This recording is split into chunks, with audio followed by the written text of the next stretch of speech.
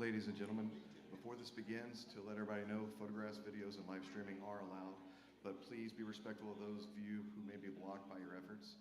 Official photos of this event, including video, will be available on the North Carolina Department of Military and Veterans Affairs website, milvets.nc.gov, and the department's YouTube channel, NCDMVA. After the program, there will be a reception where attendees can mingle with the panel members and take photos. This will take place across the hall in the MLK Student Union on the second floor. Going out that door, it's the blue building across the way on that second floor there. Additionally, college ROTC cadets have been given an application to fill out for a free membership to the Association of the United States Army, and more will be put out on that. Lastly, a 3x5 index card was provided to each cadet. This card is for you to write down questions you would like to ask our panelists during the question and answer session later on in the forum.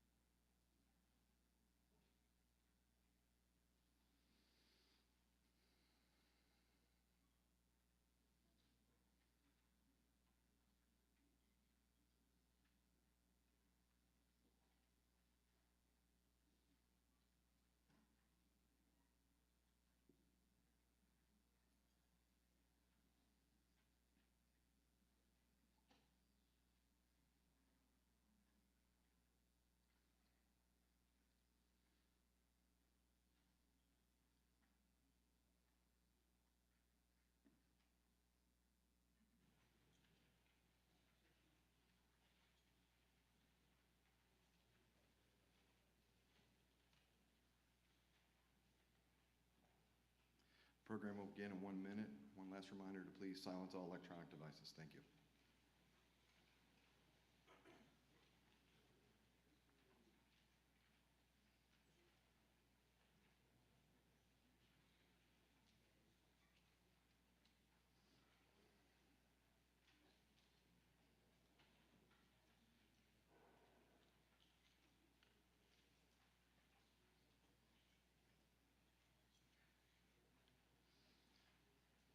Good afternoon.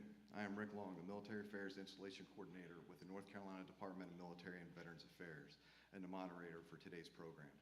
Thank you for joining the North Carolina Department of Military and Veterans Affairs. We celebrate North Carolina's African American Military and Veteran Lineage Day program with the 3rd Annual Reserve Officer Training Corps Roundtable with Major General David Wilson, Commanding General of the United States Army Sustainment Command. In collaboration with St. Augustine's University, the Braxton-Bragg Chapter Association of the United States Army, and the Falcon Battalion, we honor African American men and women, service members and veterans who have made history in the state of North Carolina and across the world. I would like to recognize distinguished visitors here today. Command Sergeant Major Retired Andrew McFowler, United States Army. Command Sergeant Major Jimmy Spencer, Retired United States Army. Gunnery Sergeant Retired Tammy Williamson, United States Marine Corps and North Carolina Military Hall of First Advisory Board Chair, and St. Augustine Board Trustee Member Antonio Knox. Presiding over today's program is the Secretary of the North Carolina Department of Military and Veterans Affairs, Lieutenant General Retired Walter E. Gaskin, United States Marine Corps. Our keynote speaker for today's program is Major General David Wilson, Commanding General of the United States Army Sustainment Command. Ladies and gentlemen, please stand for the arrival of the official party and remain standing for the presentation colors, the national anthem, and the invocation.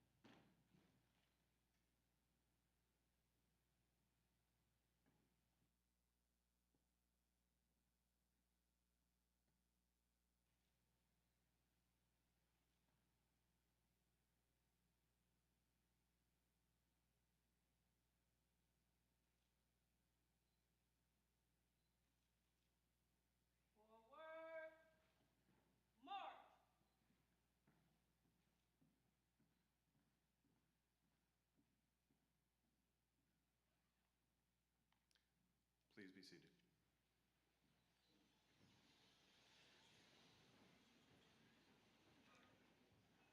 My mistake.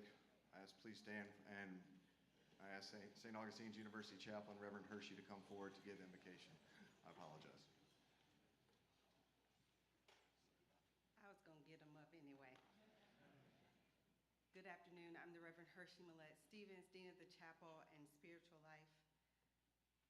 Please join me for a word of prayer. The Lord be with you. Almighty God, we thank you for the women and men who have dedicated their life and work to the struggle for justice and democratic ideals. We are especially thankful for the sacrifices and gifts of the junior cadets, their military instructors, and all those who have served our country and their families for their sacrifices and what they offer our country and our global community. We pray you provide them with wisdom and courage as they serve. Give to them and their families strength when they feel weak. Comfort them in their challenges and keep them in the palm of your loving hands. We ask you now to bless this gathering. Help us to remember that in all things your Spirit is in our midst. Order our steps now as we prepare to celebrate and honor the work and commitment of these students and future leaders, and as we reflect on the work and commitment of those who have made our lives possible. Amen. Please be seated.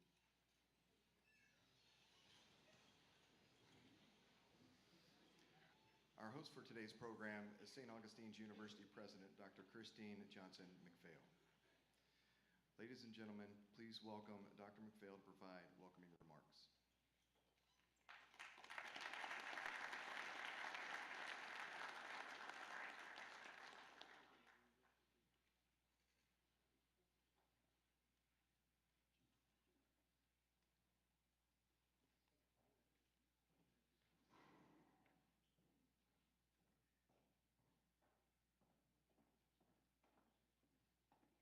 Good afternoon, everyone. I have to tell you the magnitude of this event for me. It's so humbling. It's a very humbling privilege for me to be able to bring you a welcome to St. Augustine's University. At the time that we are in America, I think it's very befitting that this university is hosting this event. A lot of things that's good in America is really manifested in the HBCUs in this country.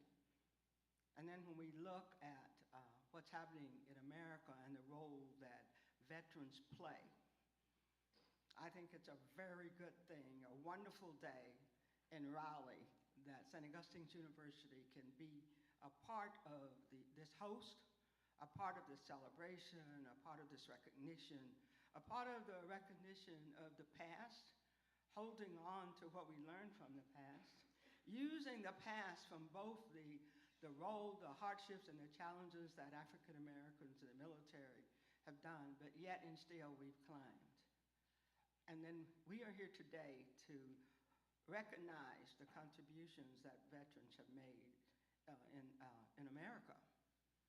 And then alongside of that, we're still standing as a historical black college of over 150 years. So we have a lot to celebrate in America when we can say that we have roles to play. I was sitting in another room when I got the text to remind me to come over to say welcome to the conveners of this event, those of you who know what it took to get here. We need to get better at being better in America. And I think the Armed Forces of America has always played that role and helping us to see the best in America. And we know that the role of HBCUs has certainly done their part to build America's legacy as well. As a kid growing up in rural East Texas, I had 3 older brothers that was in the military. And the highlight of my mom was when all of the guys that were in the military, in the Army, one was in the Air Force, came home at the same time. It's like my mom expected us to worship these guys. And she would have them sit at the dinner table in their uniforms, and they were ordering all of us around. So I grew up in awe of those big brothers of mine, and I see through their eyes, I see the Armed Forces of America as my big brother, protecting America. And you do that so well. And I can't think of a more august occasion for me to stand here with that background and be able to welcome you to what I think is one of the best HBCUs in the country. So thank you for selecting us to host the event. Thank you for allowing us to be a part of the event today. And feel at home. You're honorary Falcons, so enjoy your stay here today. And let us know how we can continue to support future events. Thank you so very much for the opportunity to be here and be a part of this ceremony with you.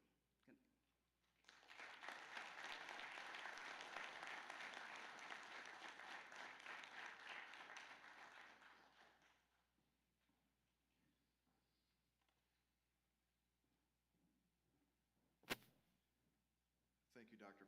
McPhail, for hosting us and welcoming us to the home of the Falcons, as well as allowing these senior military leaders to lead officer professional development by sharing their training, education, and experiences in preparing the minds of these future leaders within the armed forces.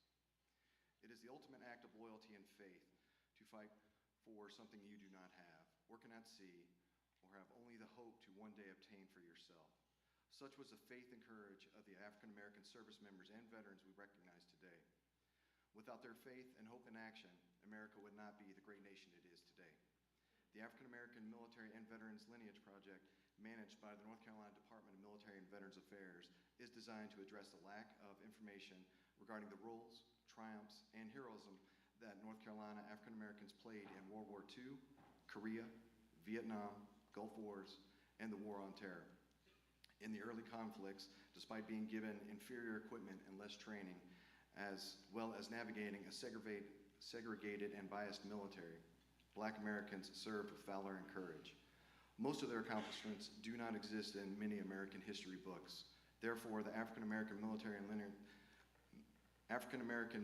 Veterans Lineage Project works to properly honor, document, and preserve the unknown or overlooked history of North Carolina African American participation in America's wars. I'd like to present Lieutenant General Walter E. Gaskin. He is retired from the United States Marine Corps, currently serving as the Secretary of the North Carolina Department of Military and Veterans Affairs. I'd like to tell you a little bit about Secretary Gaskin before he provides his opening remarks. Lieutenant General Gaskin has served on the North Carolina Military Affairs Commission from 2010 until his retirement from the United States Marine Corps in 2013. Lieutenant General Gaskin served as the Deputy Chairman of the North Atlantic Treaty Organization Military Committee in Brussels, Belgium. In that role, he provided strategic military counsel on operations in Iraq, Afghanistan, and Libya to NATO's Secretary General and the North Atlantic Council. Lieutenant General Gaskin also served as the Commanding General of the 2nd Marine Division at Camp Lejeune, North Carolina, from 2006 to 2008. In addition to his role, he simultaneously served as the Commanding General of 2nd Marine Expeditionary Force Forward. During his tour, Lieutenant General Gaskin led 2nd Marine Expeditionary Force Forward during its year-long deployment to Anbar Province, Iraq, as the Commanding General of Multinational Forces West. Lieutenant General Gaskin most recently served as Chief Executive Officer of LaPorte Technology Corporation, which is an engineering technical development plan supplier with the capability to design, test, retrofit, and roll out new and existing specialty defense and commercial vehicles. Prior to this, Lieutenant General Gaskin served as the Managing Director in charge of Operation Management Complex of Global Bank in Irvine, California. A graduate of Savannah State University's Naval ROTC program scholarship with a Bachelor of Science, he earned a summa cum laude master's degree in public administration from the University of Oklahoma. He also completed the Senior Executive Seminar from the JFK School of Government at Harvard University. His military education includes Amphibious Warfare School, Army Command and Staff College, Army War College, and Combined Joint Force Land Component Command Course. Lieutenant General Gaskin is the 4th African American to achieve the rank of 3-star general, and one of only 8 African Americans to accomplish this in the entire 246 years of the United States Marine Corps history. The state of North Carolina is truly fortunate to have him, and we, the staff of the Department of Military and Veterans Affairs, are honored to serve under his leadership. Please join me in welcoming Secretary Walter E. Gaskin with a warm round of applause.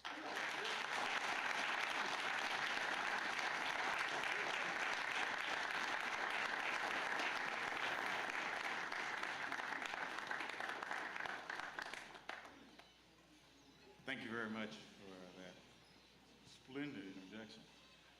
My mom would have been very proud of that. Where did you go, Rick? Thank you. So good afternoon. It is a pleasure and an honor to be here today to be a part of this special and historical event. On behalf of Governor Roy Cooper and the North Carolina Department of Military and Veterans Affairs, I bring you greetings and appreciation for this special day. I would like to start out by thanking the remarkable president of St. Aug University.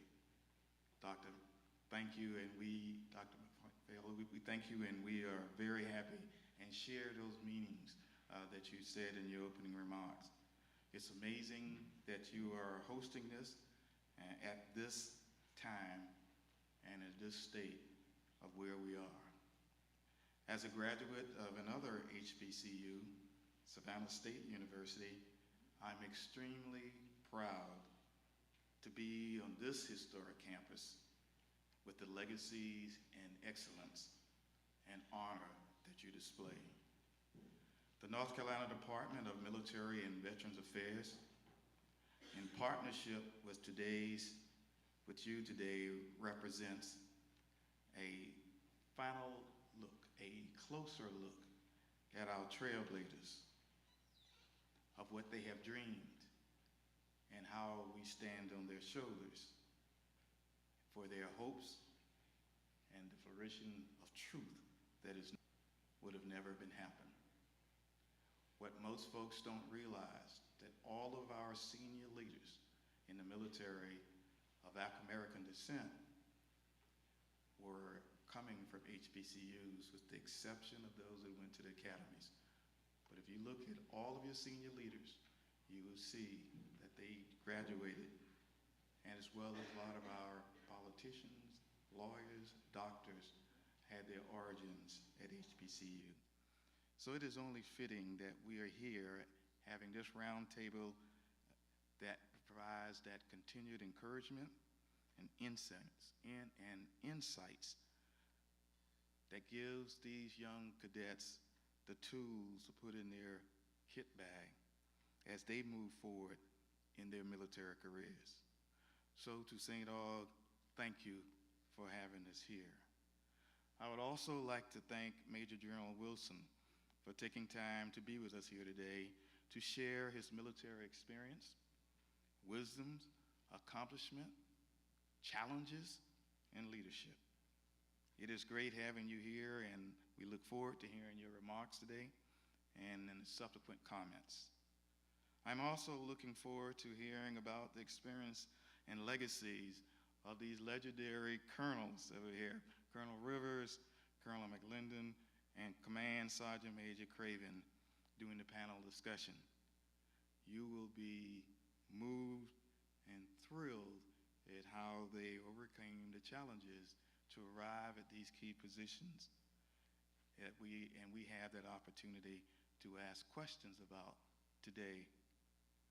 To help put today's event in perspective, the 1916 Defense Act was updated to a 1908 law which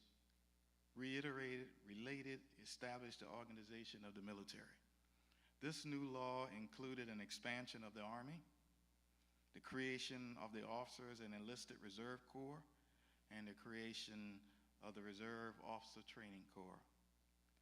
This point in history, the ROTC became the foundation and the pillar for the U.S. Armed Forces, allowing motivated and service-minded young people the chance to have a meaningful service to our nation. However, the law didn't benefit blacks, servicemen, or women. Unfortunately, the ROTC program and the armed forces mirrored the segregation of the rest of society, especially within the Jim Crow South. Despite extraordinary patriotism and willingness to fight for our country's battles, segregation prohibited black servicemen members from performing in their roles beyond that of labor and service occupations. This was extended to joining ROTC programs. While African Americans often volunteer to fight every country's battle, it would not allow them to socialize and to eat, even at lunch counters. The segregated armed forces related to them to just jobs as stewards, cooks, and drivers. The colored troops, as they were called at the time, were stereotyped as less than, not significant. But of course, we all knew that wasn't true. It would be more than 30 years between what we call on July 1943 that the President Harry Truman signed Executive Order 9981 banning segregation in the armed forces. We will discuss more of that during our discussion period. But this executive order stated, "There shall be equal treatment and opportunity for all persons in our armed forces without regard of race, color, religion, or national origin." There are many notable contributing instances of colored troops represented in all our branches of the military, from the accomplishment of the Tuskegee Airmen, the Harlem Hellfighters, to the extraordinary Moffett Point Marines, and the exceptional Pea Island Coast Guard that manned the life-saving station on the North Carolina Outer Banks, to the invincible Triple Nickel, the Army Preeminent Parachute Infantry Battalion, as the nation's first all-black parachute infantry platoon, company, and battalion.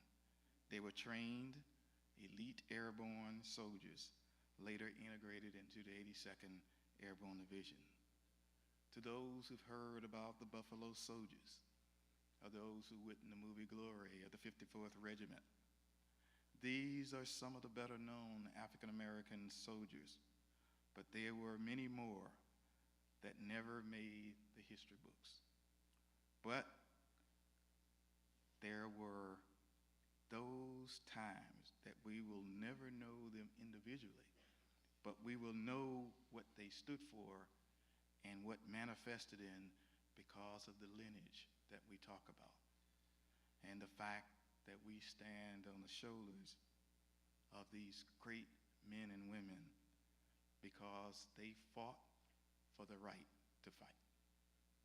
Because of the Moffett Point Marines, I am able to be a Marine, and whenever I see one of those original Moffett Pointers, I remind them because of what they stood for, they allowed me to be a Marine and provided the ground for which we paved the way.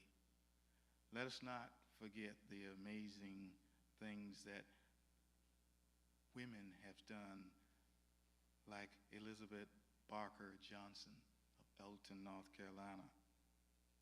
She served in the all-African American female battalion, the 688, a postal delivery battalion, and her battalion was directly responsible for changing tremendous backload of mail that was in Europe because of their hard work and innovation.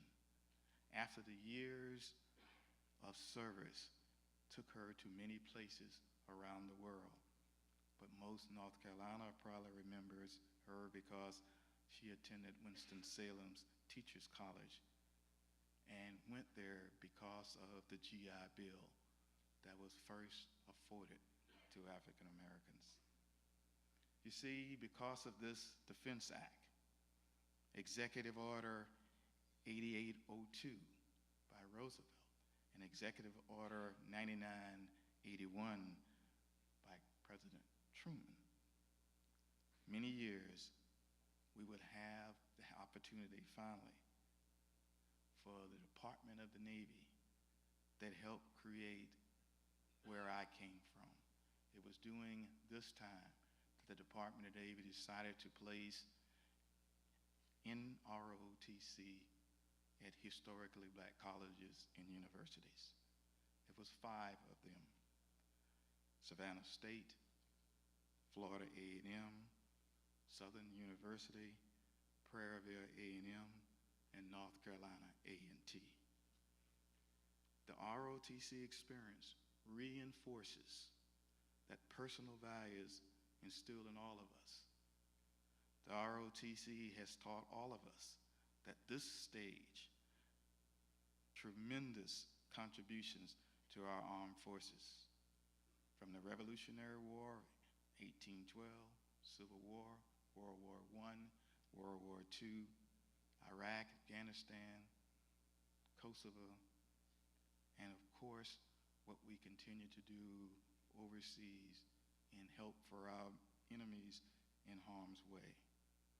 Although African Americans have made an important part of military history, our contributions are often left out and relegated to just one name rather than the totality of our contributions. So then, these types of ceremonies, these types of reminders translates into the lack of promotions, the lack of awards, and the lack of command assignments. That is a constant upbeat and struggle within our military.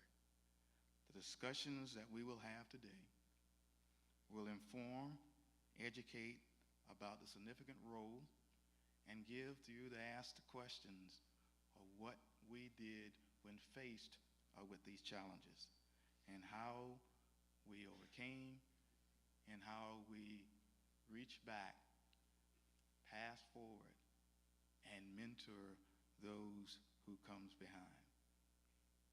All the panel members here today have made history. They have met the challenge, overcome the obstacles, adapted, and continue to be successful in this military chosen of endeavor. Again, the North Carolina Department of Military and Veterans Affairs is honored to be a part of such a great opportunity to have this honest, sincere, personal, and enlightening conversation. Thank you to the students and to your advisors for choosing to be a part of today's discussion at our roundtable. Thank you.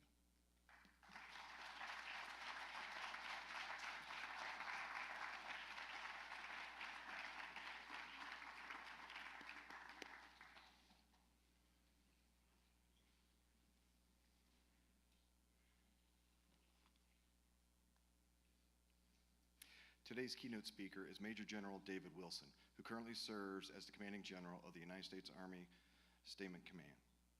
Prior to that, Major General Wilson served as the 8th Commanding General of the 8th Theater Sustainment Command in Fort Shafter, Hawaii. Major General Wilson was commissioned as a field artillery officer upon graduation from the Citadel, the Military College of South Carolina, in 1991. Upon selection of promotion to Brigadier General, he served as the 40th Chief of Ordnance and Commandant of the United States Army Ordnance School at Fort Lee, Virginia. He has deployed numerous times in support of both contingency and named operations, such as Operation Restore Continue Hope, Operation Uphold Democracy, Operation Desert Thunder, Operation Iraqi Freedom I, and Operation Iraqi Freedom Distinguished Service Medal, the Defense Superior Service Medal, the Legion of Merit with 2 Bronze Oak Leaf Clusters, Bronze Star Medal with 1 Bronze Oak Leaf Cluster, Meritorious Service Medal with 4 Bronze Oak Leaf Clusters, Combat Action Badge, Expert Infantryman Badge, Parachutist Badge, Air Assault Badge, and the Army Staff Identification Badges. Major General Wilson holds a Bachelor of Science in Business Administration from the Citadel, a Master of Science in General Administration from the Central Michigan University, and a Master of Science in National Resource Strategy from the Industrial College of the Armed Forces. He is married and they have 2 daughters. Please see today's program for his full biography. Ladies and gentlemen, please join me in a hearty welcome for Major General David Wilson.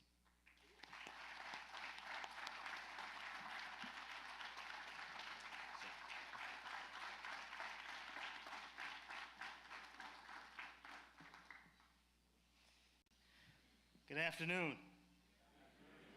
How's everybody doing? All right, first, let me say Secretary Gaston, President McPhail, Dr. McPhail, I think she stepped out, other general officers, command sergeant majors, distinguished guests, you've heard a little bit from that, and but I'm gonna tell you a little bit that you don't know, that the bio doesn't say. So you saw that I attended the Citadel in Charleston, South Carolina. Charleston, South Carolina is also my hometown. That's where I was born and raised. I am a direct descendant of Denmark Vesey, who led the slave insurrection in Charleston, South Carolina. That resulted in the founding of the Citadel, the Military College of South Carolina. So how ironic that years later that I would end up at the Military College of South Carolina, a place that was designed to oppress, really, the rights and privileges of African Americans in the country. My great-great-great-grandfather, John Jake Henry Wright, died in a field hospital in Beaufort, South Carolina, as part of the 55th Massachusetts. Many of you have heard of the 54th because you've seen the movie Glory, but there was a 55th Massachusetts that was formed out of the 1st South Carolina. That was an all-African American regiment to which my great-great-great-grandfather served as part of. So that's a little bit of it that you don't know about me that my bio doesn't tell you. You know, I'd like to applaud the North Carolina Department of Military and Veteran Affairs for hosting this event. So let's give them a round of applause.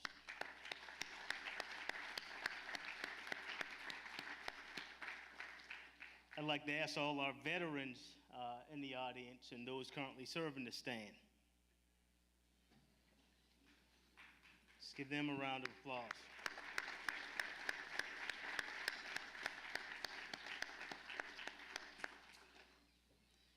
You know, this event that the Department of Military and Veteran Affairs has put on today provides opportunities for our communities to connect with our Army in a meaningful way. African Americans have struck a blow for freedom from the inception of this great nation.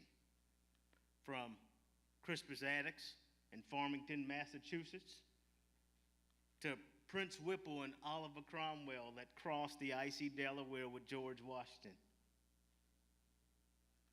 From Benjamin Oliver Davis Sr., Benjamin Oliver Davis Jr., Daniel Chaffee James, the Moffett Point Marines that you've heard about, the Golden 13 from the Navy, and I can go on and on.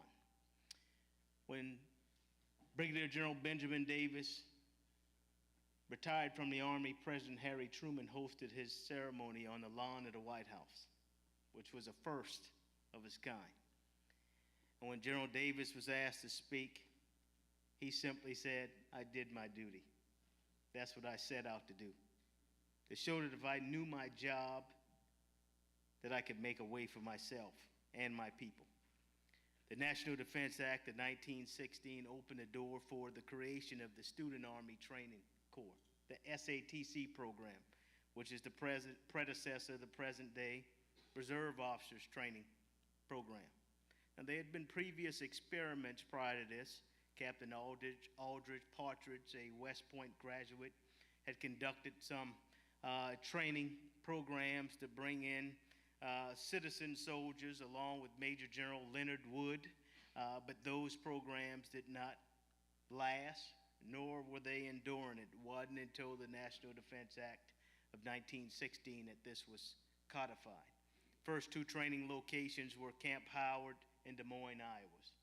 And that was the first wholesale time that you saw African American officers receiving commissions and serving in the United States Army. Now, one such university, in the summer of 1918, these preparation programs were rolled out and established at select institutions, including 14 African American colleges in the Tar Heel State. From the onset, you embraced the leadership and excellence.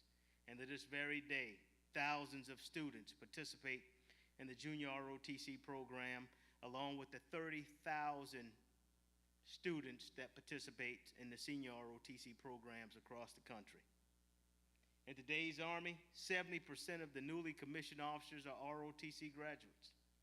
They come from over 275 programs throughout the 50 states, the District of Columbia, and Puerto Rico. This is an exceptional program that you all are a part of that has produced principal leaders like General George C. Marshall, General Colin Powell, Secretary of Defense Leon Panetta, Sam Walton, the founder of Walmart, James Earl Jones, the voice of Mufasa from The Lion King, Earl Graves, founder of Black Enterprise magazine, who commanded 2 companies in the 82nd Airborne Division, Lou Holtz, the famed Notre Dame football coach, just to name a few. You students in the audience, you're the future legion of leaders that will lead America's most valued resources, our service members, our sons and daughters. You will use your professional training in leadership, management, and discipline as a solid foundation for successful military or civilian careers, because you are no doubt leaders for life. Dr. Helen Steiner Rice penned a poem that said, "Life without purpose is barren indeed. There can't be a harvest unless there's a seed. There can't be attainment unless there's a goal. A man's but a robot unless there's a soul. If we send no ships out, no ships will come in. If there's no contest, nobody can win.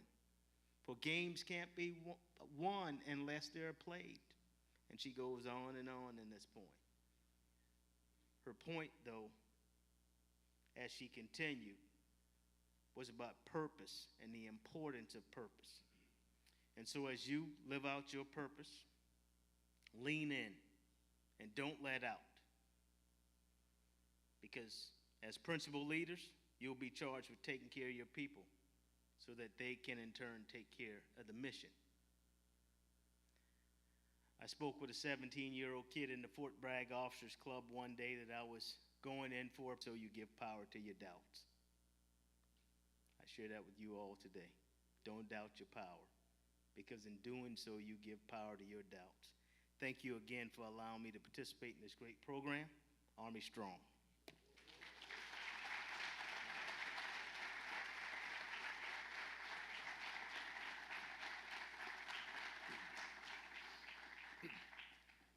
Thank you, General Wilson, for taking the time from your busy schedule and participating in this ROTC Roundtable.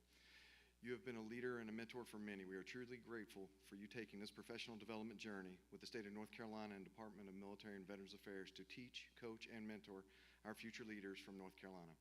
At this time, I will have Sergeant Major McFowler come give a brief overview of the Association of the United States Army and the free membership being awarded to college ROTC cadets attending this program this afternoon.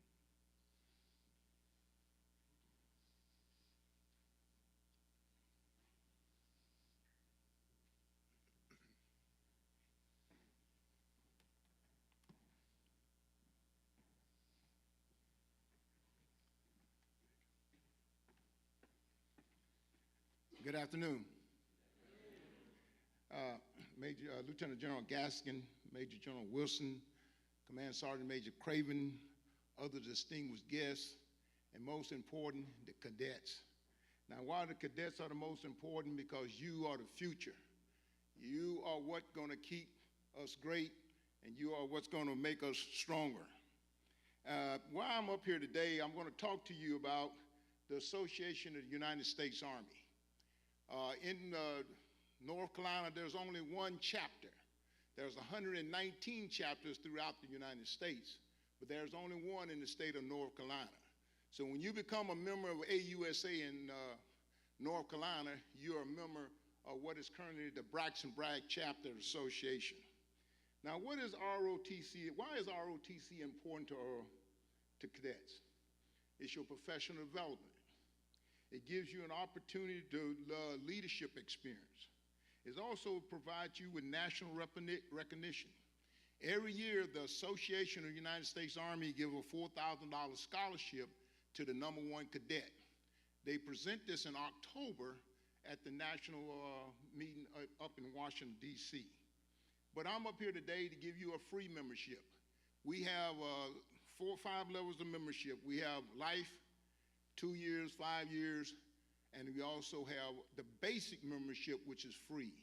As you walk back out the auditorium on the left there are some membership applications laying back on the table. If you take and put in your basic information, your name and your email, it has to be correct because that's how we get in contact with you. It don't cost you anything. We will give you a 2-year free membership.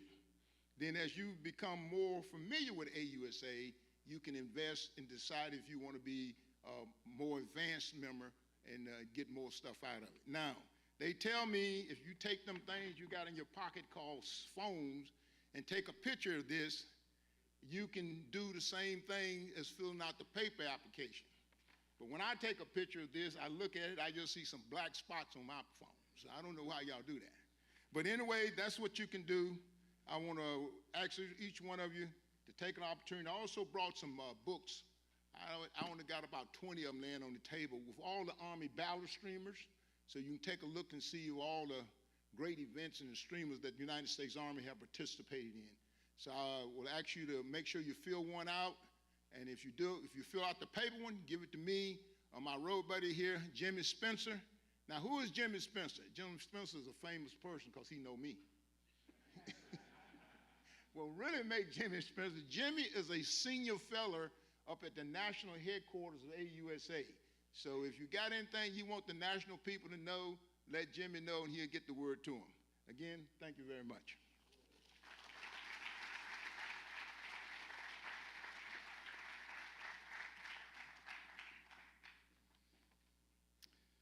Thank you, Sergeant Major McFowler. At this time, I'll ask Captain Adocha from West Point to come up and provide information on the United States Military Academy at West Point.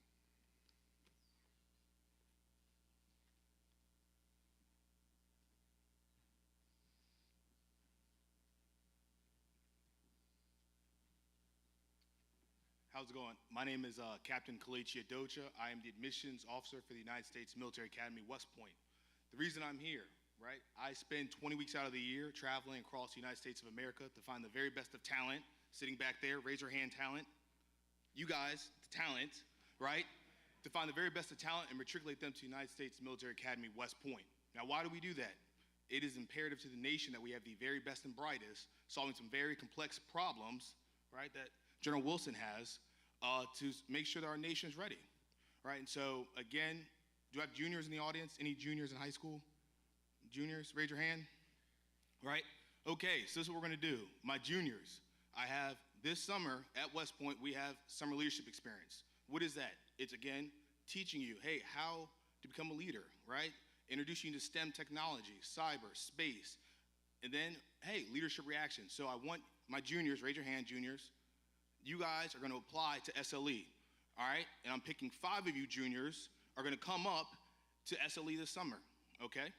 All right, so again, if you're thinking about, hey, I want to be uncommon amongst uncommon men and women, I want to be challenged, I want to live a life that has some purpose, well, West Point is one of those opportunities. And we are actively and intrusively looking for outstanding talent, and we want to bring them to West Point, all right, with Sergeant Major Craven, and we want to develop the next generation of leaders. All right, so that's what we do. We are the premier leadership institution in the world. We develop leaders of character 365, 24/7. All right, and if you want to be amongst the best, because, right, if you're amongst the best, all tides lift all boats, right, that's what we do. All right, I spend my time finding the very best talent from the United States, and then guess what? I also handle international. So I find the very best from abroad, and we bring them to West Point as well. So you're gonna be amongst the very best leaders from around the world for 4 years and a 47-month transformational experience. And at the end of that, you're gonna go lead America's sons and daughters for 5 years on active duty. And then you're gonna hit a point where you're gonna say, hey, do I want to leave and go to industry, or do I wanna stay and continue serving in the military? Now, if you do say, hey, I wanna go to industry, right, we have West Pointers in every single facet of the world, right? If it's in national defense, if it's running sports teams, if it's the first-round draft pick, Andre Carter out of Houston, Texas. Hopefully he's like the #2 defensive end in the draft, right? Or if it's CEOs of Fortune 500 companies. Everybody knows who Johnson & Johnson is? Johnson & Johnson, right? That's a West Point grad, right?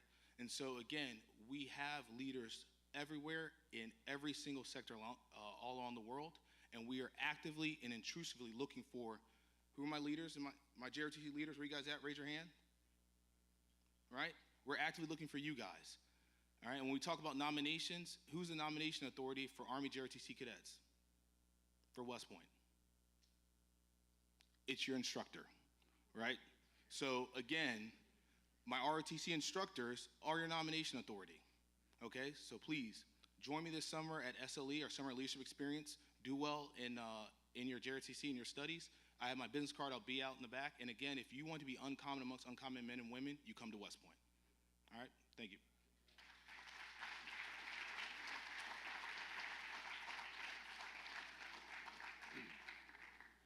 Thank you, Captain Adocha. At this time, we'll take a 5-minute intermission, and I ask that everyone be seated before the facilitated panel discussion begins afterward. ROTC commanders, please ensure all cadets are seated at the appropriate time. Thank you.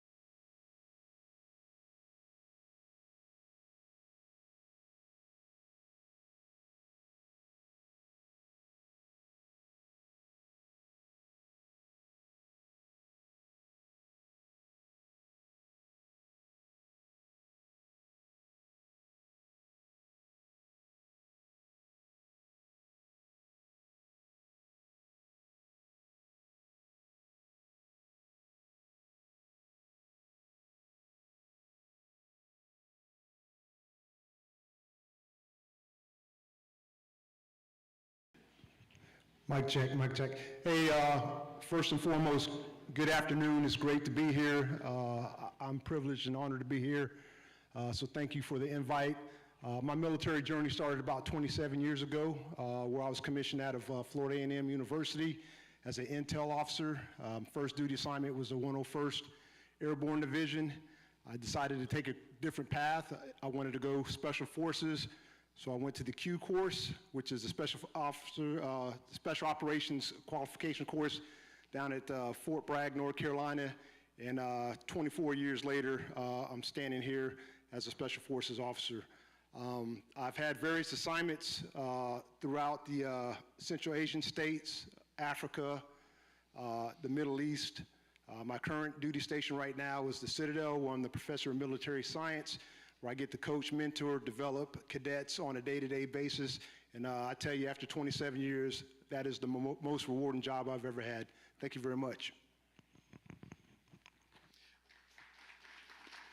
Thank you, Colonel McClendon. Colonel Wendy L. Rivers, the Chief of Assistance Division at the Department of the Army Inspector General Agency. Colonel Rivers, would you provide a little bit about your military journey? Okay, can you hear me? I sure will. If I can help someone as I travel along, if I can help someone with a song or poem, if I can help somebody from doing wrong, then my living will not be in vain. That's what I've been doing for the last 30 years. I'm a graduate of Fort Valley State University, out of Georgia. 1992, I graduated, commissioned, went into the United States Army. I was a single parent of 2 kids, and I traversed through the murky muds of field activities, deployments, different jobs, exciting jobs, tough jobs, hard jobs, conflicts.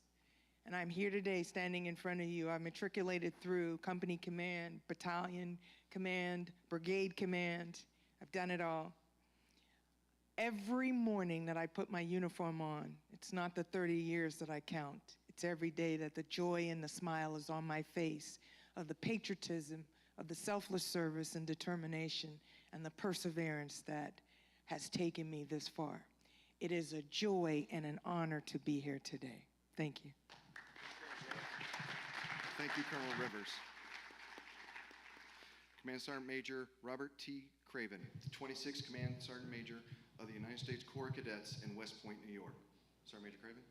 In 1995 in Southwest Louisiana, a young Creole boy was heading on a terrible path. You see, his parents were teenagers, and he was raised by his grandparents in the heart of Jim Crow South, all right? That young man was also reared in a house where his grandparents had raised 14 other children, all right? And so heading for a volatile cliff. And I saw a commercial saying, "Be all you can be." And I wish I could tell you that was in that moment it changed my life. But the story gets a bit deeper. You see, that same young man also would have a son on the way, and his grandmother would come into that room and say, "Boy, I love you, but you're not staying here with me, because now you have a child on the way." So now I'm thinking, oh my God, what am I going to do? So here I am 28 years later, and I'm leaving a lot of details. High school dropout. I'm now the 26th Command Sergeant Major of the United States Corps of Cadets at West Point. I've been to grad school. My children have gone to college. I married that same high school sweetheart because we became teenage parents too, and she's about to get her doctorate degree. Ain't God good? Do you hear me? So I'm not here just because of the Army. I'm here because I have been blessed, and I am charged with reaching back. Because I don't know about you, but there may be one out there in the audience who just don't know where to go or what your plans are. I'm here to tell you I was there, and it gets better. But we're going to all strive in the right direction. So thank you, and let's get it started. Who? Thank you, Sergeant Major Craven. Brigadier General Retired Arnold Gordon Bray, United States Army, and Fayetteville State University's Senior Advisor of Military Affairs and the Director of the university's Center for Defense and Homeland Security. Sir. That was pretty weak. I'm louder than you guys. Now all y'all, it's almost like magic. I entered the teleporter that you all are in that is called ROTC in 1978. Now, why do I call it a teleporter? In 1966, I used to look up at a sign and go to the bathroom. It says male, female, and I had another choice to make, white or colored. Just over 11 years later, I would be in charge of 42 men of all different colors, and most of them twice my age. 10 years after that, actually 7 years after that, I would be sitting inside of the office of then Secretary of Defense Caspar Weinberger, talking to Brigadier General Colin Powell about what I would lead a battalion as their operations officer, what I'd be doing on the Horn of Africa to influence Russian actions. Now, if you don't think the mindset of a 10 or 11-year-old who doesn't see himself as even a whole American, to one who now talks to the most powerful people in the world, has put me in a teleporter, you're fooling yourself. So my 35-year journey began at the University of Central Missouri, whereby I was able to put on those bars that you all are hopefully will put on, and it has taken me to being a company commander 2 times, a battalion S3 2 times, to being in the Joint Special Operations Command, where I was selected over, listen to these names, Stan McChrystal, as a major to be a department head, to commanding the Airborne Battalion Combat Team in Vicenza, Italy, and being the reaction. All of you all are going to get commissioned, and you are going to, whatever life you thought you had, whatever person you thought you were, you're going to be somebody different, and people are going to listen to you from the day you walk into that command. And if you hang around long enough, you're going to be able to influence the world. I'm here because of you. Make no mistake about it. Because if I can do as been stated, help someone, I'm going to lift while climbing. Thank you. The opportunity to ask questions directly to our panel members in the question and answer portion. Question 1 will start with General Wilson. Why is the ROTC Roundtable and African American Military and Veteran Lineage Day such an important event? This is actually absolute critical event because it provides a venue where leaders that are currently serving and have served get a tremendous opportunity to have interaction with future senior leaders that are out in the audience, as General Bray has already identified. And make no mistake, all of you all who are in the Leadership Laboratory participating in these programs, you're honing those skills that are going to be necessary to lead our sons and daughters into the future. And so the time that's been taken for the North Carolina Department of Military and Veteran Affairs to put this on, it is an absolute great endeavor and undertaken by the state that I think needs to be replicated across the entire country, because it's one more venue for the American public to not only meet our military, meet our Army, my Army, your Army. It's an opportunity for us to tell the story and inspire service into the next generation. Colonel McClendon, would you like to add to General Wilson's comments?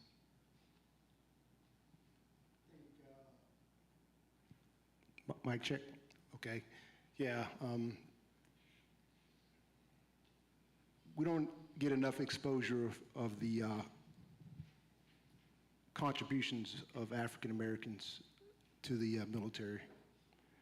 And I think what this venue provides, and you saw it when Lieutenant General Gaskin came up and spoke, you saw it when Major General Wilson spoke about all the contributions that have happened since the 1700s across the spectrum of the colonies of the United States, and it gives you a good sense of all the contributions over 10 conflicts that were conducted that African Americans were a part of, had lineage in, and provided major contributions from the Revolutionary War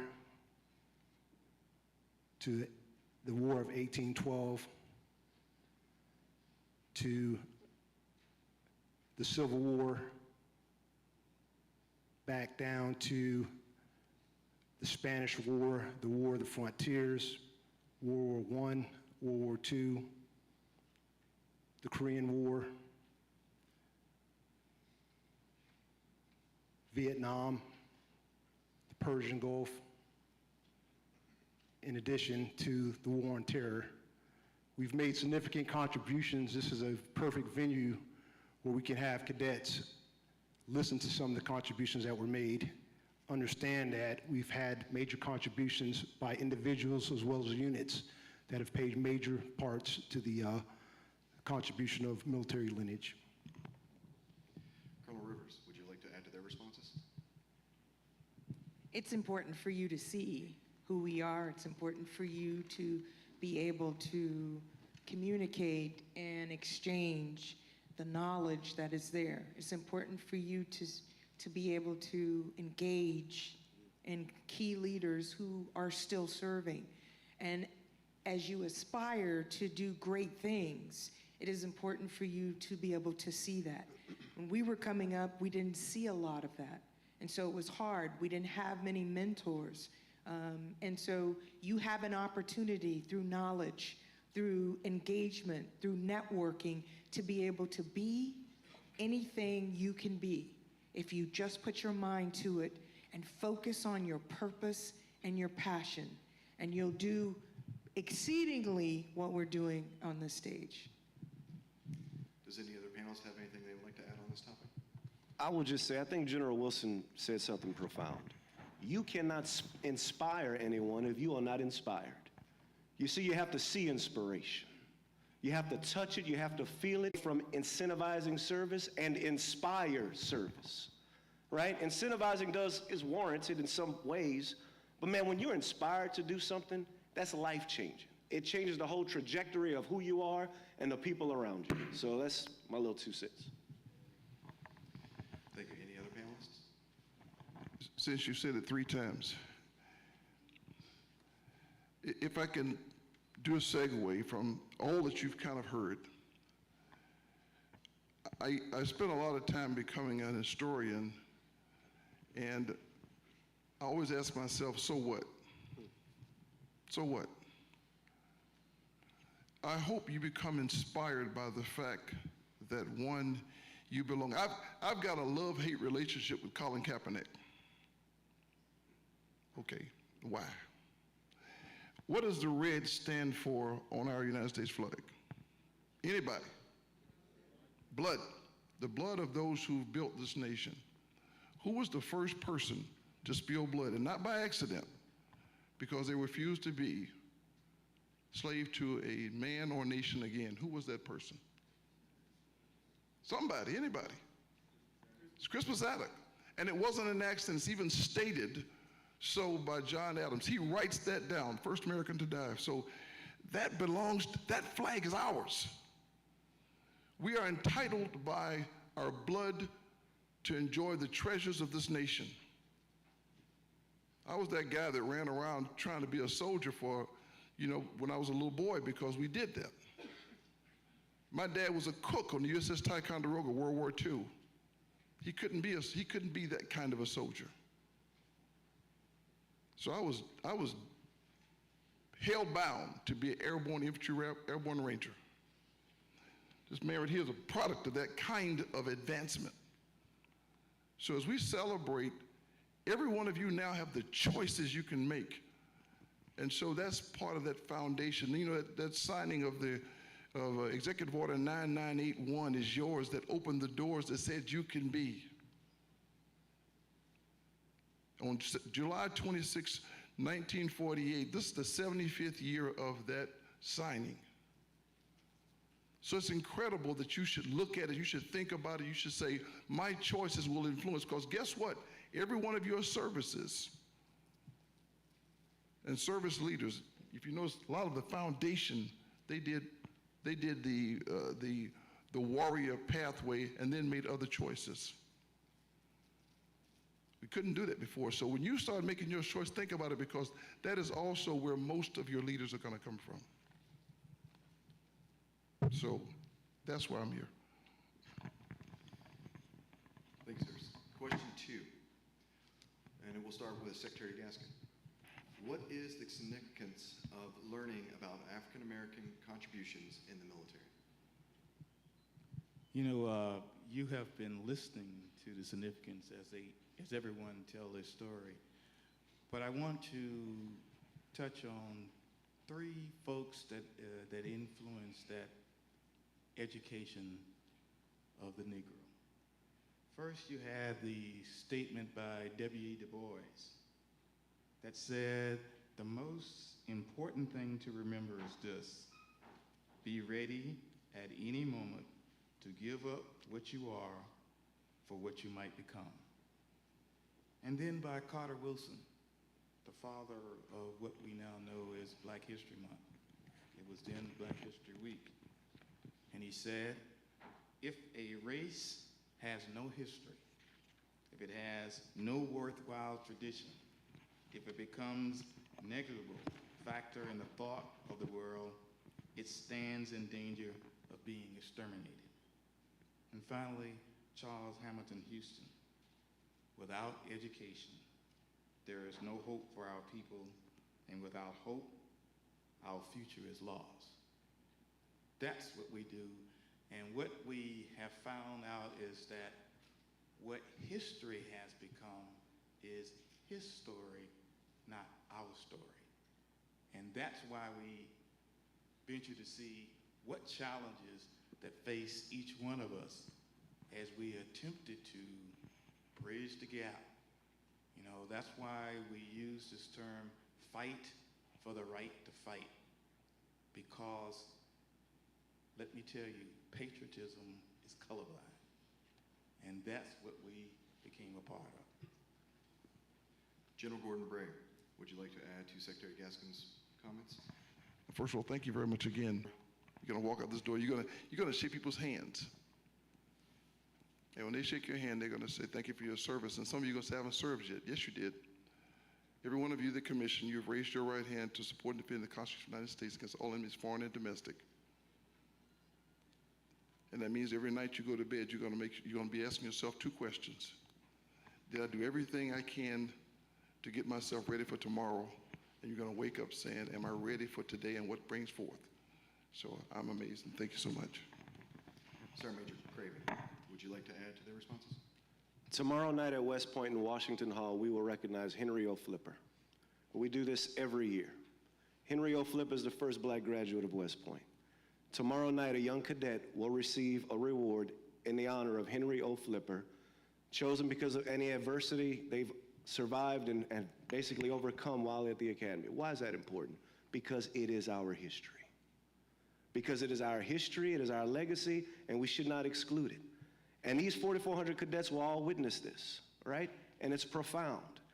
And I think we have to continue to tell and understand the stories of our nation, of our country, and of our communities so that we continue to grow in strength and understanding as we seek to live amongst each other. Well, does any other panelist have anything they would like to add on this?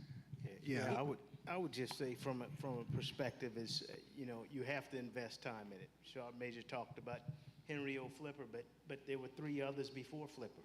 There was Johnson C. Whitaker and James Webster Smith, just to name 2. Both out of South Carolina, who attended the military academy, completed all 4 years.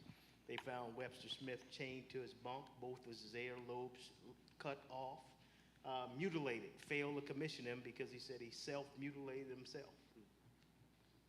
You know, these are things, and they were all there. Charles Young was there at the same time Henry O. Flipper was at the academy.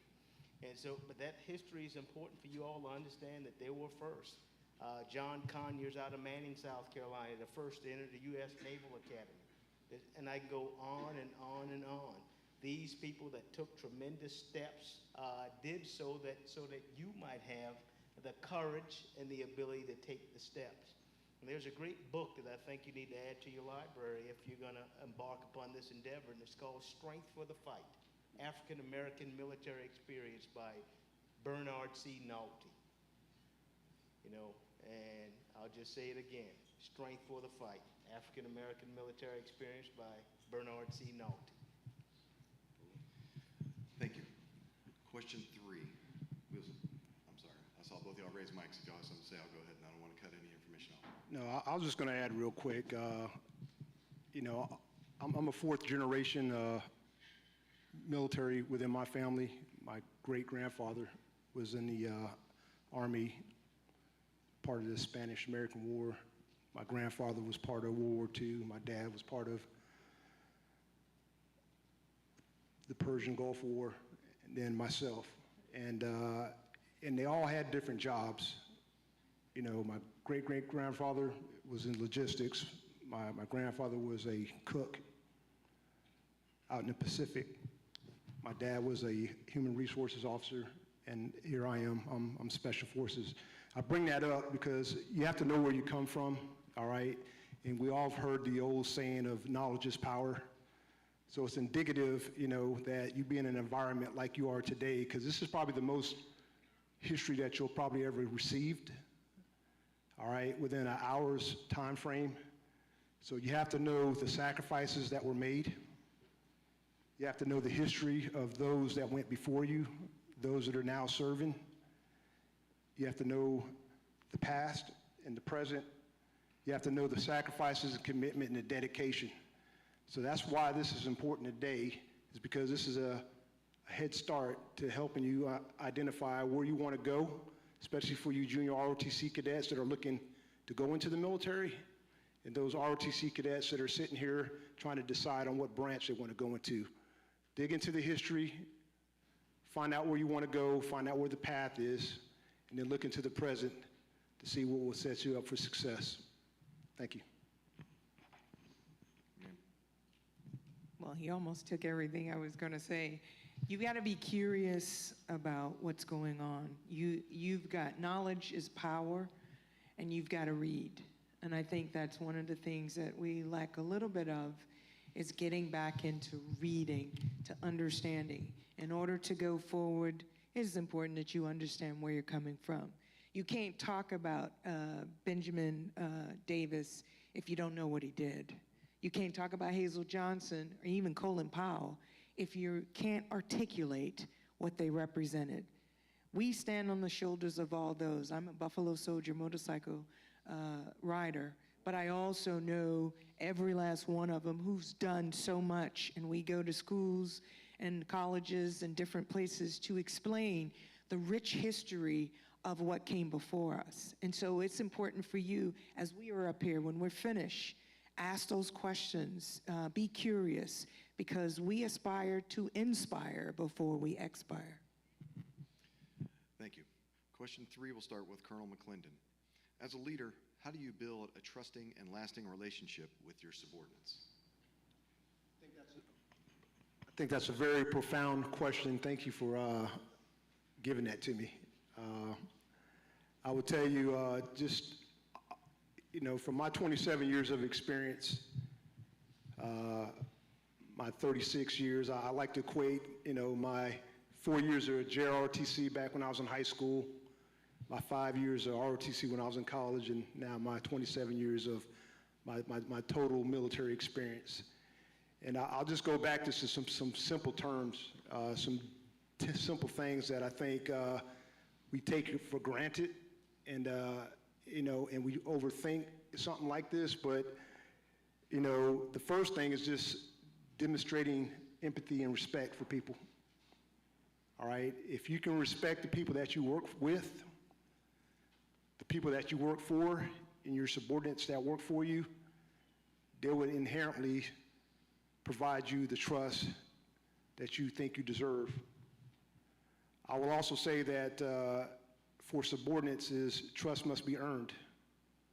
So you have to practice what you preach. You have to be the example. You have to lead by example. And you have to do that on a consistent basis. The other thing is earning trust is honoring commitments. So if you say you're going to do something, you have to do it. If you can't do it, you have to come back and be able to say why you can't do it and provide some explanation. But you have to commit to the thing. Where you are as a leader communicates a message. Your presence. If you ever confused where you need to be as a leader, consider this. Where is it cold? Where is it sucky? Where are the problems at? I probably need to be there. Because if you ain't there, you're not fixing anything. I'm not a commander, I'm a sergeant major. But Brigadier General Mark Quander expects me to go to the point of friction so that I can do an assessment and feed back to him. And he comes down to the point of friction too. But what's your point, Sergeant Major? How does that build trust? To the point of friction too. But what's your point, Sergeant Major? How does that build trust? Trust, man, the hardest thing to earn, the easiest thing to lose, right? But how can I trust you, Sergeant Major? You don't even come to the field.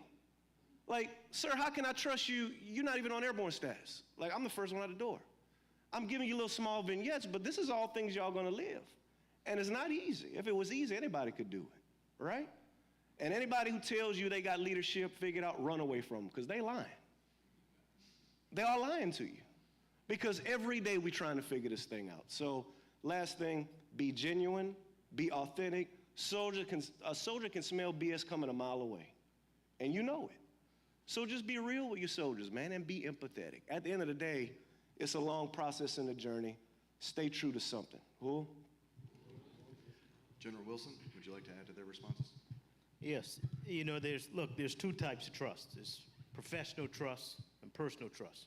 Professional trust is what we wear here in the center of our chest, this rank and insignia. Some wear it on the shoulders according to the uniform that you're in. That's given to you. But then there's personal trust. It's that name tape above your right breast, Wilson. That's earned. That's earned. That's more fragile, too. You know, people will follow you because of professional trust, but they'll respect you because of personal trust. And personal trust takes time. And it starts with you caring. You can't build it if you don't care. That C in caring, that's communications. It's always better to over-communicate than to under-communicate. That A is affirmation. Affirming that you got people doing things right and that you are doing the right things.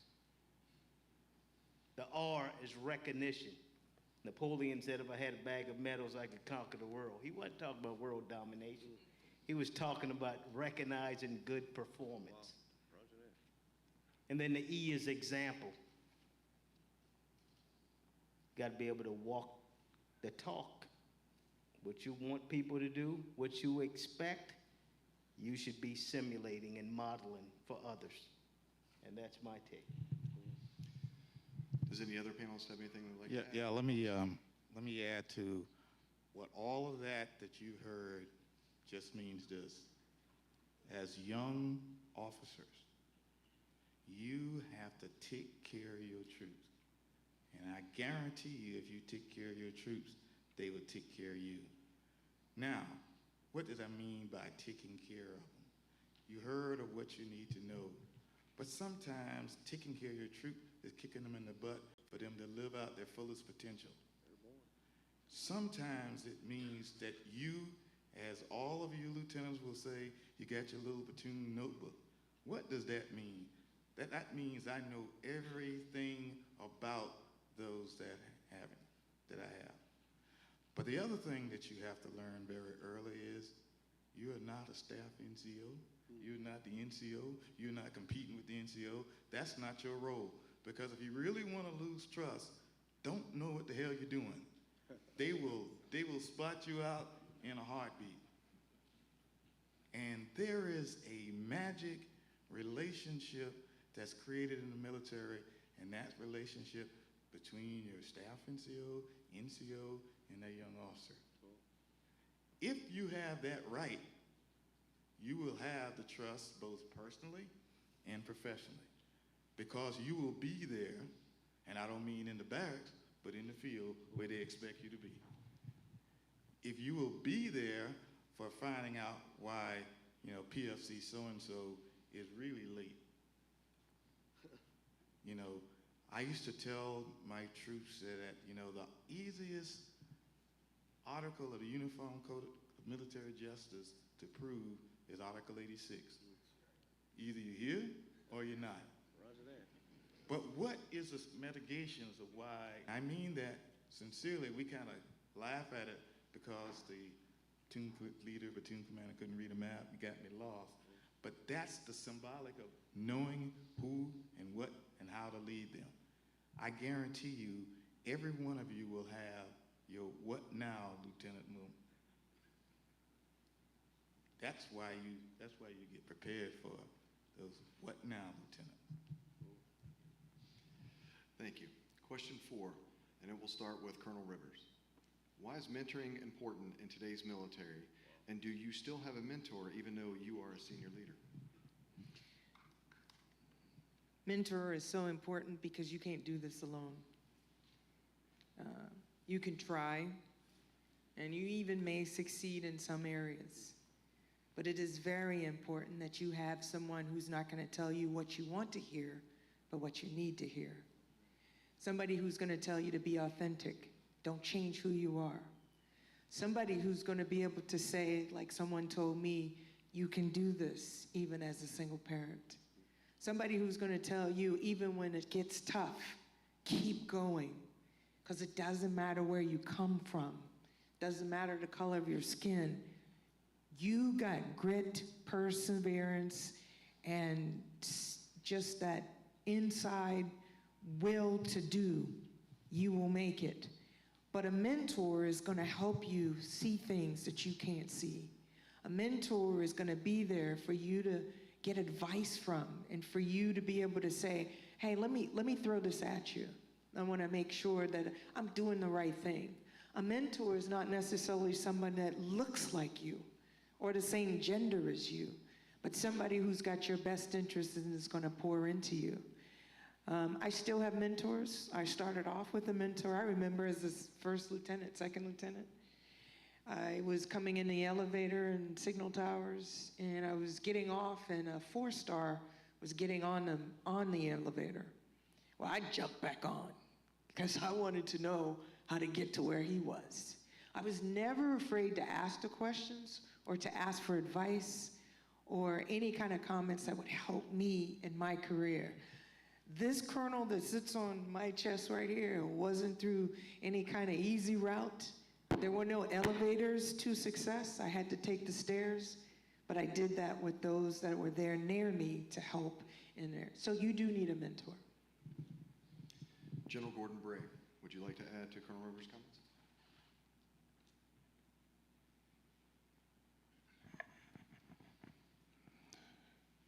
My mentor was first outside the military, my mom.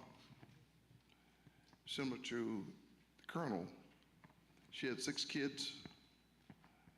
Dad left the house, but she never complained. Sometimes lights wasn't on.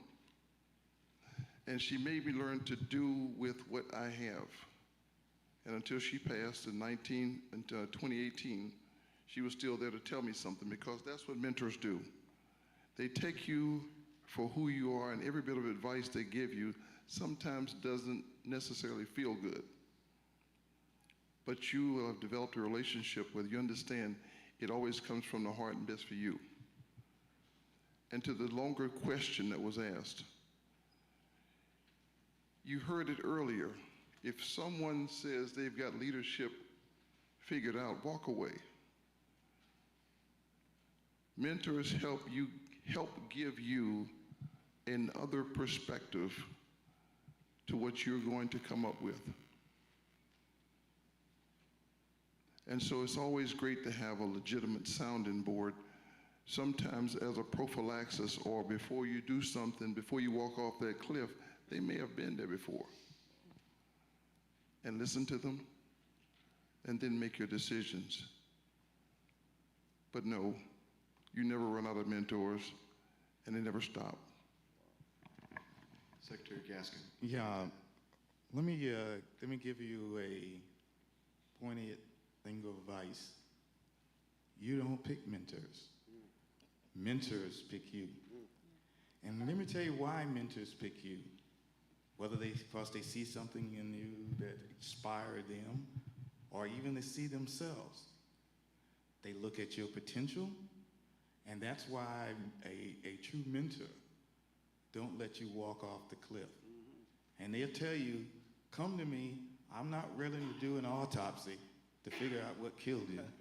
Come to me when you're trying to make a decision that I'm gonna tell you that you're not gonna do that.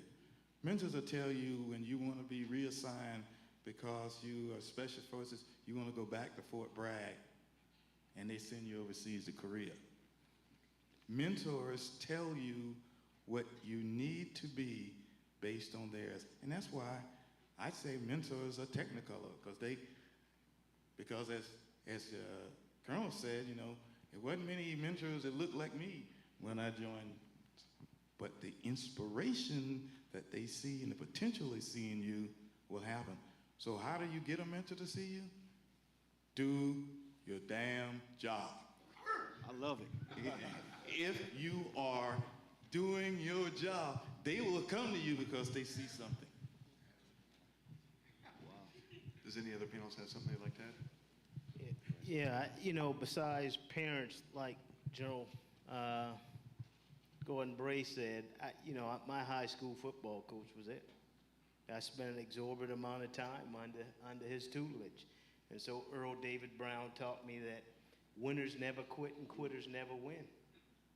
And that fueled a work ethic in me that continued on. And as I joined the Army and enlisted as a private in the infantry, I found that every soldier has a sergeant. And my sergeant was my mentor. And so when I was a private, I had a sergeant. When I was a corporal, I still had a sergeant. Even when I became a sergeant, I still had a sergeant. Call the squad leader to make informed decisions, to do what's in the best interest of the people that you're charged with leading. Because your job is to take care of your people. And in turn, they'll take care of the mission. Sir. Yeah, I just want to add one thing, and I wanted to caveat to what Lieutenant General Gaskin was saying.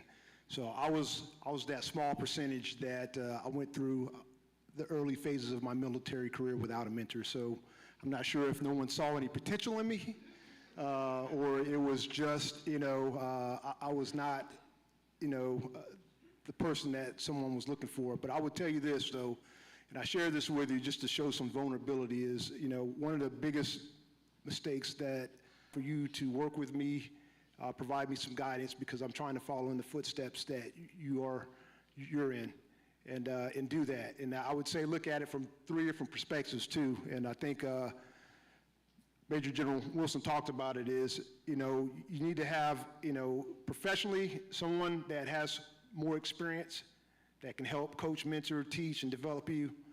You need to have somebody on a personal side that can help teach, coach, and mentor you from that perspective.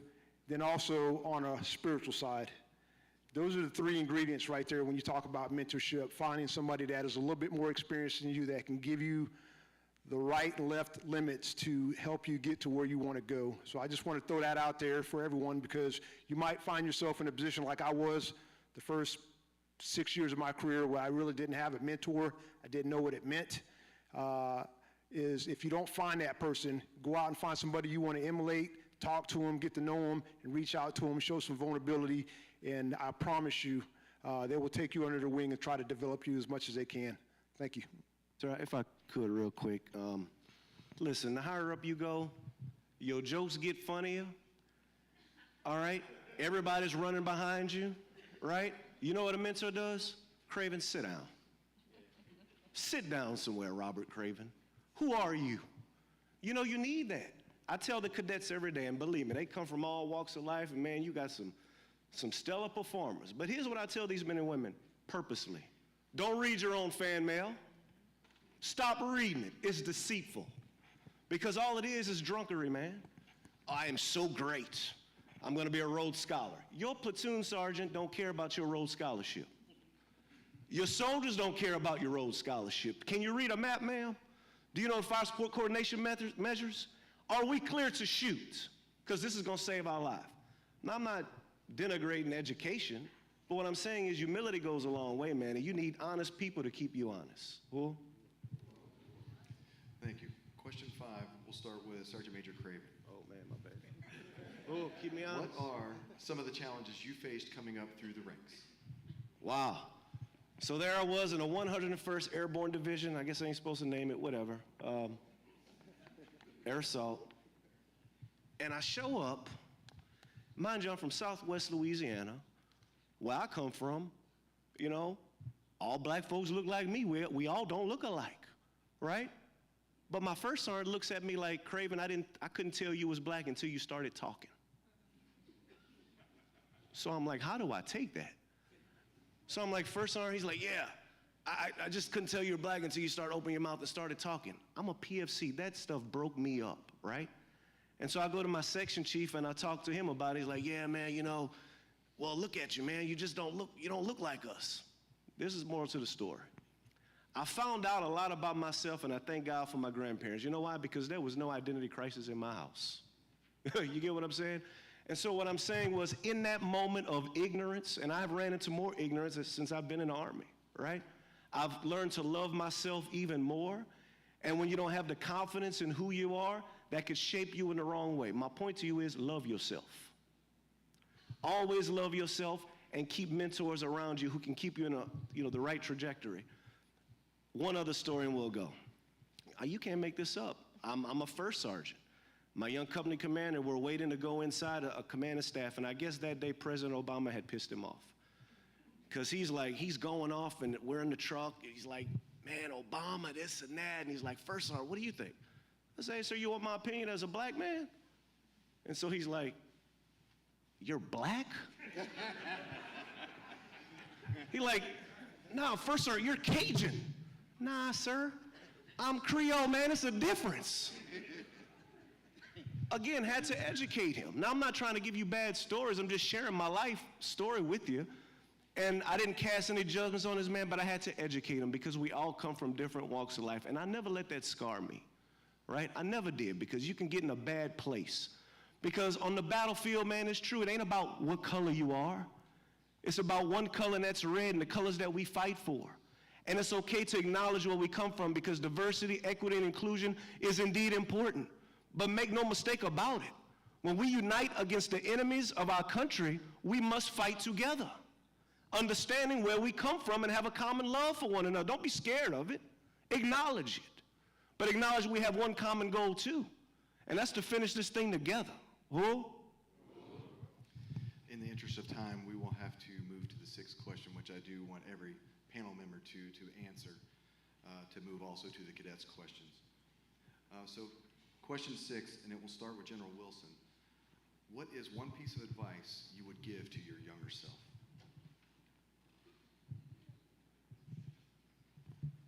You know, the one piece of advice I would give to my younger self is to be open. Be open. We all come from different places and different walks of life into an organization.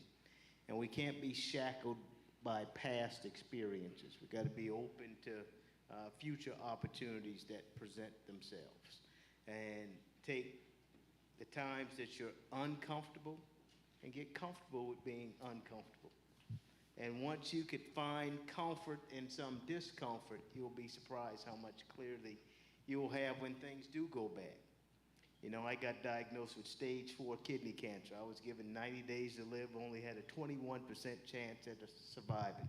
There was a 90% chance that cancer was going to go to my lung, liver, brain, or bone, and I would be dead in 90 days. I was a young major in the U.S. Army. Got out of the National Training Center and started passing blood in my urine. And I tell you what, in that period of turmoil, you'll be surprised how much you crave silence. You'll be surprised how much you crave and reach for things that you know to be true.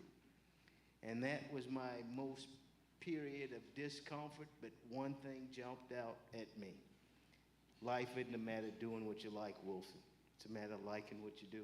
If you don't like what you do, you won't do it long or do it well. And it allowed me then to step into my purpose, and my military career, quite frankly, after that ordeal turned around. The rest is history. The color of your skin or ethnicity, you have what it takes. So when you show up at the Marine Corps, the basic school, I don't care if you're the only one, when you show up there, you are prepared and qualified to do the job. Despite that advice, you know, you still get there when you show up, and then everybody has a story that reinforces that. My first fitness report, what the Army calls OER, it was handwritten, 14 attributes. I go in to see my battalion commander, and he says, you know, Walt, I didn't think that blacks could be officers. You know, they make damn good staff NCOs and NCOs, but you know, so I'm sitting there thinking, now my advice was I have what it takes, and so I'm not trying not to get pissed off and jump across the desk at this lieutenant colonel. And then he said, oh, don't worry about it. We'll talk about that later. Go ahead and read your report. My hands were shaking. I took the report, and it says, the best lieutenant I've seen in 27 years, my #1 lieutenant in the battalion. And suddenly it dawned upon me, they had it right. Performance counts. Know what the hell you're doing. And he said, go out, you changed my mind, go out and do these things. So that's what I would tell myself, the advice was right. General Gordon Bray, what would your advice be? Expect greatness. If you ever watch people walk through a door, some people walk up to the door and they stop to figure out if the door is going to open. Others walk into the door because they expect it open. And then some walk with the arm extended so they can make a choice. I would say that because I was told, first of all, the first thing I was told when I first came in was, you should have went to West Point. Okay? My real choice was to be an officer for 2 years and walk away, having done what I wanted to do, which is be an infantry airborne ranger. But at the same time as I went up in rank, I was surprised each time I was promoted. Comments made similar to General Gates, but really expected, because if you put in the work, competency, physical fitness, advancing yourself and leveraging every opportunity, because, and by the way, there will always be a list that you will not be on. Remember that, okay? There's always going to be a list that you will not be on. But I guarantee you, you're going to still be better than almost everybody else around you, and you'll be better because of it. So I would say expect greatness and be humble in your ascension. Colonel McClendon? Yeah, I would say when I look at the challenges faced coming up, you know, the one thing I would just give everyone that's in this room is you can't be afraid to fail. At some point in time, you will fail, but you have to prepare yourself for failure. And failure is not an option, but it's a way of life, and you have to be prepared to fail. But as long as you prepare, it's easier to accept, so you can come back and try again. You know, coming up, I came in as an intel officer. You know, I joined the 1%. which is the United States Army Special Forces. Never thought I would do something like that at all. I was just like General Bray over here, you know, I was going to do my 4-year commitment. I was a criminal justice major. I was going to get out and go to the DEA, you know, but I had some influential people around me in my life. One being my sergeant major, that was a Special Forces sergeant major, that was in my ROTC department, and said, hey, McClendon, one thing I want you to think about when you get to that point before you get out is I think you have the potential to go Special Forces. And there's not one time that I thought that that would actually come to fruition until I started thinking about getting out of the military. And I said, you know what, I'm going to take Sergeant Major Cargyle up on that, and I'm going to go out and try out to go for Special Forces and see if I can make this part of my career, which I did. But I would tell you, there was a lot of thoughts about doing it. There was, you know, failing in front of my family, failing in front of my peers, and that was the best choice I ever made in my life because it was a lifelong choice that I made. And once I did that, you know, there's not one thing out there that I have not put my mind to and said, if I fail, it's okay. As long as I give it my best, as long as I prepare my best, I can pick up and try it again. So that's my piece of advice right there to everyone out here is if you have a goal, work hard towards it. Don't be afraid to fail. Pick back up and try it. Do it all over again. Thank you. We are really pressed for time, and Mr. White, give me a thumb. Are we able to do some cadet questions? Okay, so then I will let Colonel Rivers and Sergeant Major, if you could say something, if you do have anything you'd like to add really fast on the advice. Appreciate the small things in life, man. Appreciate the small things in life every day. Cool? I'm going to give you guys the short version is know your value. I'll tell you after this, so we'll talk later. All right, thank you, panel. At this time, we'll transition to question and answer session. If, Mr. White, if you can move the microphone. Cadets, prior to asking your question, please state your name, school, grade level, and clarify if the question is addressed to a specific individual up here or if it is for any panel member to answer at all. The microphone down here in this aisle will be utilized, and you can form a line behind it. We'll be able to take 5 questions due to time.